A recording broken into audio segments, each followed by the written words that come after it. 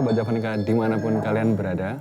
Assalamualaikum warahmatullahi wabarakatuh. Salam rahayu, rahayu, rahayu. Seperti sesuai janji kita tadi sore ya, setelah kita jalan-jalan keliling di daerah Keraton, di kesempatan yang sangat-sangat langka ini spesial. Kita bisa menyaksikan langsung tarian Bedoyo Sabto seperti yang udah tadi kita sempat bahas sedikit. Dan kebetulan juga di kesempatan kali ini kita nggak sendiri lagi, kebetulan ada Bu Harti. Ya, Bu Kanjeng. Ya, Bu Kanjeng Harti. Mungkin kalau mau memperkenalkan diri, Bu. Baru kali ini. Kenapa, Bu? Baru kali ini melihat Bedoyo Sabto. Saya baru kali ini. Nah, saya malah ingin bertanya dulu. Iya. Daya tarik untuk melihat ini kira-kira dari mana? Dari apa ya, Bu? Kalau Bisa saya- mengatakan bagus misalnya.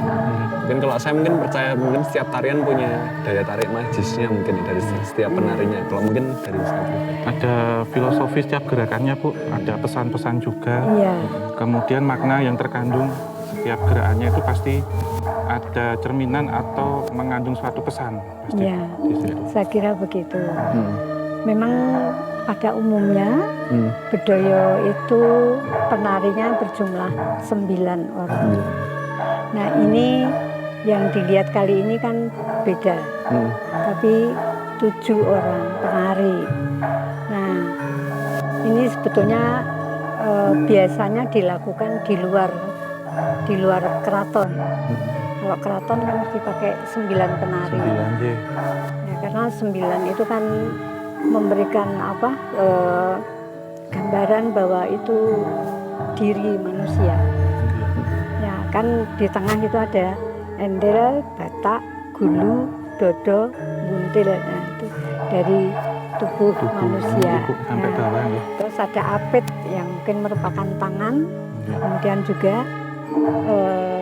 endel pedalan itu yang merupakan kakinya. Iya. Nah, kepala saja kan ada endel itu otaknya.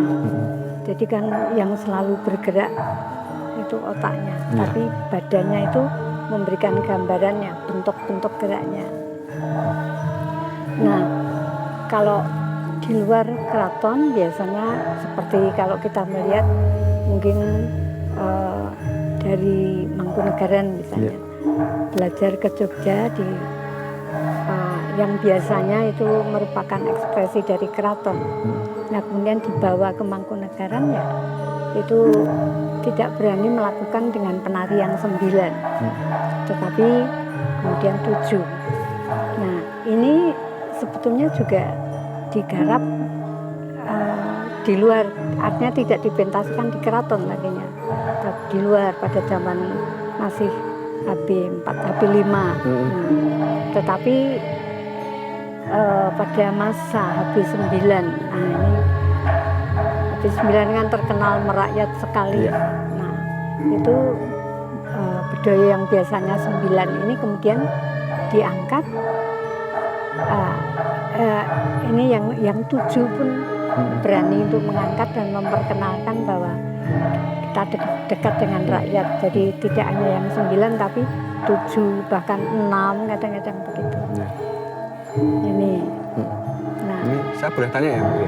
ya, Saya boleh tanya ya? ya. Sebagai orang yang mungkin belum begitu mengerti tentang tarian Bedoyo Sabto ini, biasanya kalau setiap tarian atau mungkin setiap cerita kan misalnya ada lakonnya ya, ada lakon atau pelaku utama dalam ceritanya. Apakah di dalam tari Bedoyo Sabto ini juga ada, Bu? Kayak gitu? Ya, Ada. ya memang ceritanya ini kan ada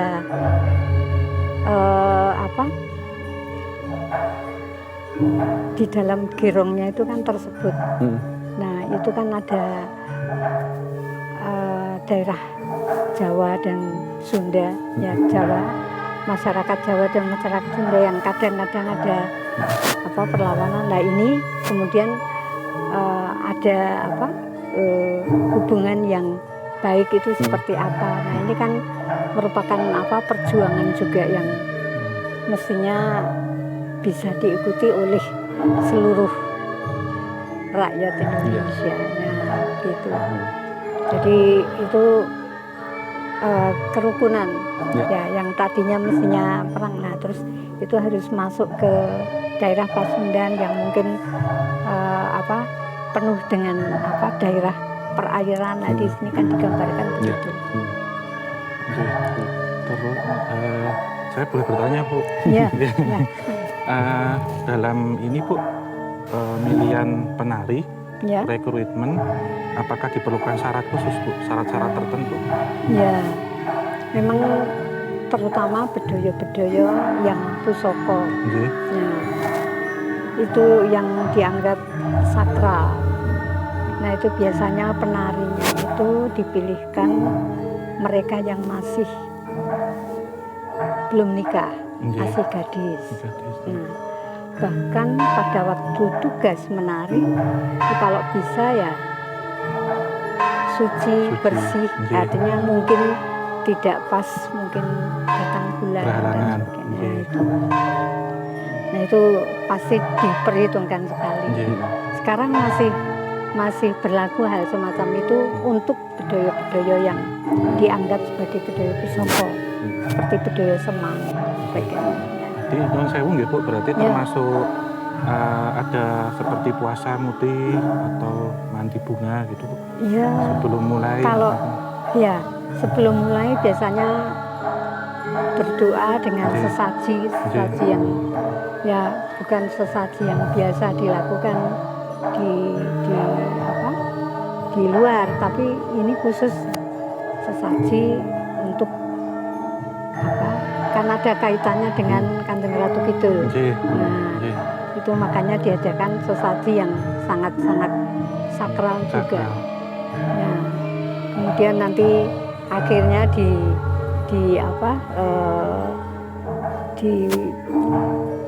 dibagi bersama Iya. para pendukung itu juga pakai penutupnya juga pakai doa juga. Ya. Tapi Bu, ini pertanyaan orang awam mungkin ya, Bu. Ya. Orang awam yang mungkin masih belum tahu begitu dalam tentang budaya tari-tarian mungkin. Ibu sendiri sebenarnya percaya nggak sih Bu kalau sebenarnya tari-tarian yang mungkin semacam sakral seperti ini tuh mungkin ada apa ya, aura magisnya itu juga ikut memberi bantu andil dalam yuk kita sukseskan tarian-tarian ini gitu. Itu Ya, ada benernya atau salahnya Bu? benar sekali. Benar sekali ya Bu. Kalau kita membaca, kebetulan kakak saya itu pada waktu studi S2 itu membuka dance power Iya. yang disebut dengan matoyo. Matoyo itu artinya menari. Ya, matoyo itu artinya menari. Nggih. Tetapi kalau T-nya itu besar, itu merupakan arti yang sangat berbeda. Karena toyo itu adalah Tuhan. Nah, matoyo dengan T besar itu kan menyatu dengan Tuhan. Nah, akhirnya bisa disimpulkan pada waktu proses yang diteliti bahwa menari itu sama dengan berdoa. Jadi menari kan tidak sekedar menggerakkan tubuh, Iya. tetapi mengungkapkan sesuatu dari hatinya, di mana ia harus menyatu dengan Tuhan. Iya. Jadi ya, katakanlah tidak sekedar olahraga, gitu kan. Tapi ini berdoa. Makanya akhirnya kan disebut itu sebagai sesuatu yang sakral. Iya. Ya. Dan di ini ya, saya tanya satu hal lagi ya. Mungkin untuk di keraton ini sendiri mungkin ada nggak sih Bu, pendidikan tentang bagaimana cara mengeluarkan isi hati ketika menari itu ada di luar kita belajar tarian-tariannya seperti itu? Ya, saya kira kalau akan menari kan kita harus menyatukan hati kita. Kita harus menghilangkan sesuatu yang di luar konsentrasi yang harus kita siapkan. Nah, akhirnya kan kita menyatu. Kadang-kadang sampai kita tidak perlu berpikir yang aneh-aneh. Jadi kita menyatu benar seperti kalau kita berdoa. Betul. Hening ya Bu ya. Ya, Ada keheningan sama ya, hening sekali. tawakal, ikhtiar. Ya, mungkin kan bisa dilihat dengan mereka menari itu. Nggih. Ya, itu betul-betul menyatu, tidak hanya menari matoyo dengan T kecil, tetapi matoyo dengan T besar, menyatu dengan Tuhan. Itu makanya betul-betul sakral. Ya. Ini yang mungkin menyebabkan beliau-beliau yang diberikan kepercayaan untuk membawakan tari itu bisa ini ya Bu ya, secara ketahanan fisik bisa berjam-jam. Iya. Ngoten nggih. Iya, saya mencoba untuk, karena saya menggali budaya Semang misalnya, itu kan pada tahun 2000 saya matur nusa dalem bahwa ini budaya pusaka dan ini bagus sekali. Sudah 100 tahun tidak pernah dipentaskan. Apakah mungkin akan ngersake dihidupkan kembali atau diregenerasikan Kembali. generasi yang baru ini supaya memelihara tarian pusaka. Aku pengen weruh gitu. Coba kaya apa. Nggih. Kemudian saya bersama-sama dengan teman-teman guru untuk menyajikan itu, akhirnya bisa selesai. Durasinya itu 4 jam. 4 jam. Nggih. Ya, Itu nari terus Bu 4 jam. ya, Nari terus. iya, Non-stop nih. non-stop. Ya ini seperti budaya kan non-stop. Nggih. Ya, Hmm. itu 4 jam. Nah akhirnya, iya 4 jam, lama tapi bagus sekali. Hmm. Kalau seandainya saya ingin menyajikan untuk tamu saya, itu Sultan, Hmm. apakah bisa dipendekkan? Gitu. Nah, saya hanya bisa matur, saya coba. Kemudian saya mencoba kerja keras bersama guru-guru saya. Hmm. Akhirnya jadilah. Hmm. Yang intinya itu 100 menit. Tapi terus ada entrance, exit seperti tadi. Iya. Nambah Itu, lagi. tapi yang pusaka itu pakai gending yang lembut, bukan pakai musik itu. Karena ini dulu kan dari zaman Sultan Agungan. Hmm. Itu akhirnya jadi 2 jam. 2 jam. Nggih. Ya. Dipersingkat. Ya. Ini nggih Bu, maksimalkan Ya, pada itu bukan 4 jam lagi. Jadi mungkin bisa dibilang mungkin ada bagian cerita yang mungkin agak dipotong, agak dipersingkat lagi ya Bu ya. Iya, artinya yang 4 jam itu memang bagian-bagian yang dikerjakan dengan ulangan. Itu begitu panjangnya. Tapi bagus sekali gendingnya dengan tarinya itu. Betul-betul kita ya seperti berdoa. Mungkin juga ada rasa sayang juga ya dipotong, mungkin ada Iya. rasa sayang juga, Iya. tapi pasti ada sisi positifnya seperti itu. Ya, Mungkin cukup Mas Anta. Mungkin jangan kebuk. ya Kurang sanggup lebihnya. itu. Nggih. Ya, Mungkin bisa dibilang tari budaya Sabton ini merupakan salah satu tarian yang akan diangkat lagi oleh Keraton Yogyakarta Bu. Iya. Untuk dipopulerkan ke publik. iya. Jadi katakanlah kalau budaya Semang itu sebagai budaya yang tertua. Iya. Karena itu dari Sultan Agung, terus temurun ke raja-raja berikutnya. Akhirnya setelah Mataram itu menjadi 2, Yogyakarta dan Surakarta itu dihadiahkan ke Jogja. Terus di Solo diminta untuk membuat sesuatu yang baru. Gitu.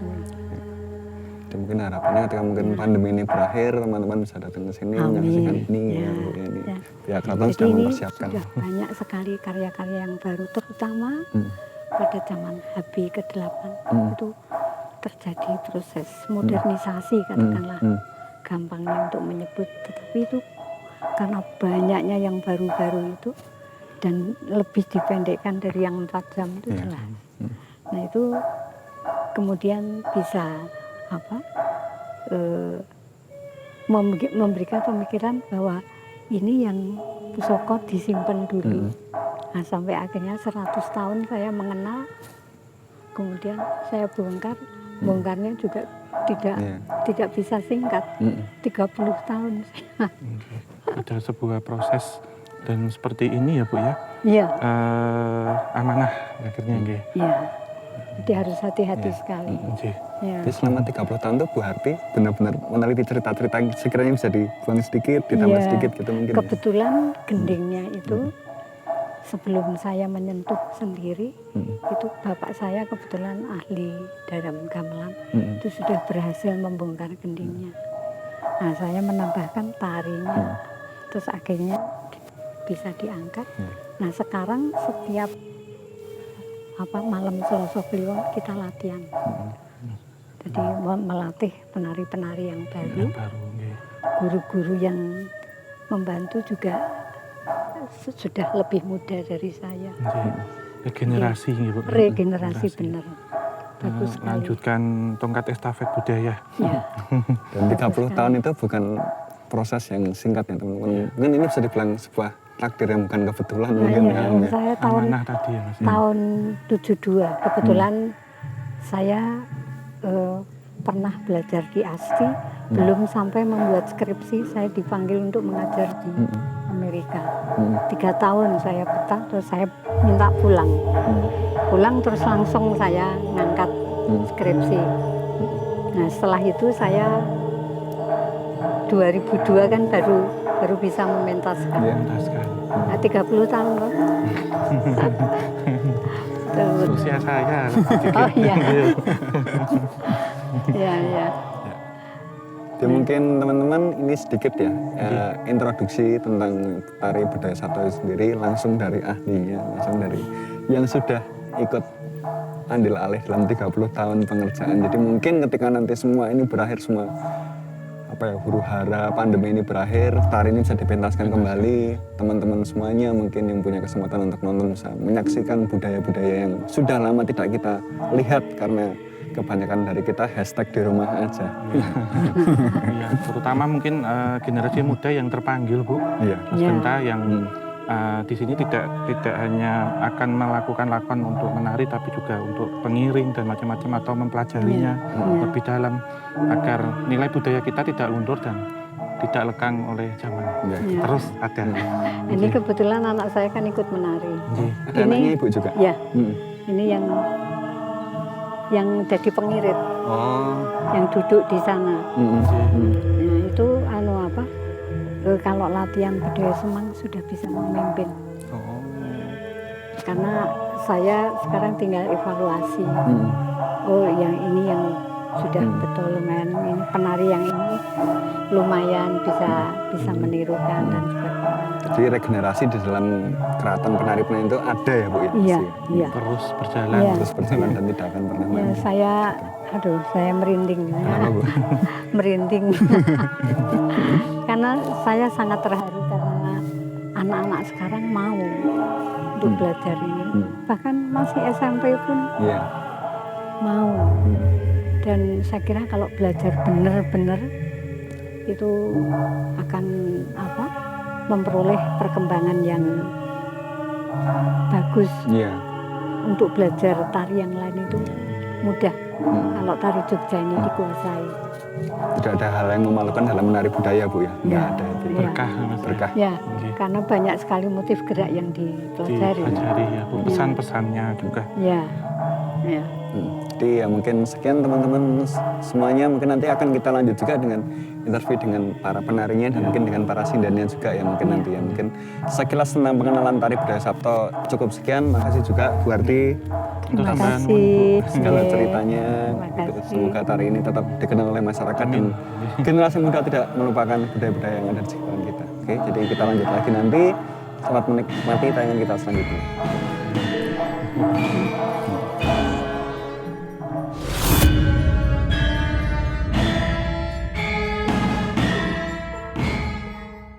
Entah ya, saat kapang-kapang tuh ada angin dan benar, itu rasanya kayak kita itu dibersamai.